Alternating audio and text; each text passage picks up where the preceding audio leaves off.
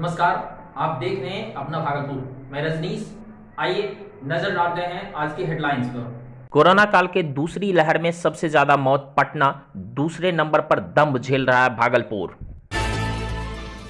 तुलसीपुर पंचायत में लगातार बढ़ रहे कोरोना मरीज को लेकर आज तुलसीपुर यूको बैंक परिसर में प्राथमिक स्वास्थ्य केंद्र खड़ी द्वारा लगाया गया कोरोना जांच शिविर। जिले के मधुसूदनपुर थाना क्षेत्र के अंतर्गत कंजिया बाईपास के समीप कंजिया बिहार में एक शव मिलने से इलाके में फैली सनसनी। सुल्तानगंज में चोरी छिपे व्यापार कर रहे दुकानदारों पर पुलिस की है कड़ी नजर। अब खबरें विस्तार से। कोरोना काल की दूसरी लहर में सबसे ज्यादा मौत बिहार की राजधानी पटना में हुई और हो रही है, लेकिन दूसरे नंबर पर भागलपुर का इलाका है। बात अगर भागलपुर के JLNCH अस्पताल मायागंज की करें तो 700 बेड वाले कोविड अस्पताल से आज तक सैकड़ों मरीज की मौत हुई है और उस मौत के पीछे का कारण अस्पताल में ऑक्सीजन के लो प्रेशर की आपूर्ति माना जा रहा है। अलग बात है कि भागलपुर के जिलाधिकारी सुब्रत कुमार सेन व्यवस्था को दुरुस्त करने की बात करते हैं, लेकिन जवाब टाल मटोल कर रहे हैं। ऑक्सीजन की कमी से मौत के सरकारी आंकड़े बताए तो पिछले 24 अप्रैल से 7 मई तक तकरीबन 100 से ज़्यादा कोविड मरीज की मौत हुई है। और अगर गैर सरकारी आंकड़ों की बात करें तो भागलपुर के बड़ारी शमशान घाट से विद्युत शवदाह गृह के रजिस्टर और गंगा किनारे जलाए जा रहे लाश की संख्या 400 से ज्यादा है, जो डोम राजा और विद्युत शवदाह गृह के संचालकों के कहे अनुसार है। पूर्वी बिहार के सबसे बड़े सरकारी अस्पताल JLMNCH भागलपुर में समेत 6 जिलों के कोविड मरीज भर्ती हैं। कोरोना मरीजों की मौत का सिलसिला भी जारी है। पिछले एक माह में सरकार ने इस कोरोना डिटेक्टिव अस्पताल में 100 मरीजों की मौत बताई है, जिसमें 85 से 90% मरीजों की मौत का कारण शरीर में ऑक्सीजन की कमी बताई गई है। इन सब के बीच अस्पताल प्रबंधन का पर्याप्त ऑक्सीजन मिलने का दावा भी दम तोड़ता नजर आ रहा है। एक और परिजनों का बेहतर इलाज न होने की शिकायत। 2-3 दिन पूर्व भी 2 डॉक्टरों की पिटाई व तोड़फोड़ की घटना भी ऑक्सीजन न मिलने के आरोप में की गई है। जाहिर सी बात है कि मरीजों को जितनी मात्रा में ऑक्सीजन मिलना चाहिए नहीं मिल रही है। उसका शरीर धीमी ऑक्सीजन सप्लाई को जरूरत से मुताबिक नहीं खींच सका और मौत हो गई। अस्पताल में पाइप से मरीजों के बेड तक ऑक्सीजन सप्लाई करने वाले ठेकेदारों ने 11 के बजाय 3 कर्मचारी रखे हैं। वे ठीक से सप्लाई की निगरानी नहीं कर पा रहे हैं। आइसोलेशन वार्ड, ICU, इमरजेंसी आदि में अभी भी 60% बेडों पर सही तरीके से ऑक्सीजन नहीं मिल रहा है। भागलपुर के DM सुब्रत कुमार सेन कहते हैं कि ऑक्सीजन लेवल घटने से मरीजों की मौत की बड़ी वजह देर से एडमिट होना भी है। मरीजों की स्थिति कंट्रोल से बाहर होने पर परिजन उन्हें एडमिट करते हैं। देखिए एक विशेष रिपोर्ट रजनीश राज के साथ। कॉलेज के साथ भागलपुर प्रमंडल, मुंगेर प्रमंडल, इवन आप पूर्णिया प्रमंडल के भी कई जिले और वहाँ के मरीज़ यहाँ इलाज के लिए, चूँकि एक हायर सेंटर के रूप में है, ये DCH है, डिस्ट्रिक्ट कोविड हॉस्पिटल है और डेडिकेटेड कोविड हॉस्पिटल है। 700 यहाँ बेड की कैपेसिटी है और जहाँ तक मेरी जानकारी है कि कल के हिसाब से लगभग 400 मरीज़ यहाँ भर्ती भी थे।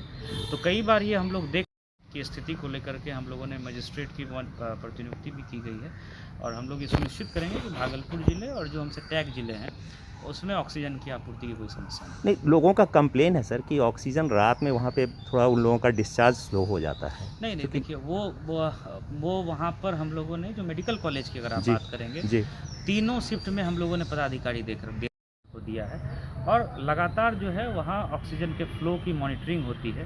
सिलेंडर्स भी कुछ लगे हुए हैं और ज़्यादातर जो है वो पाइप सप्लाई है, तो उसमें जो है किसी एक बेड पे कम करने और दूसरे पे बढ़ाने वाली बात नहीं होती है, वो रेगुलर सप्लाई है।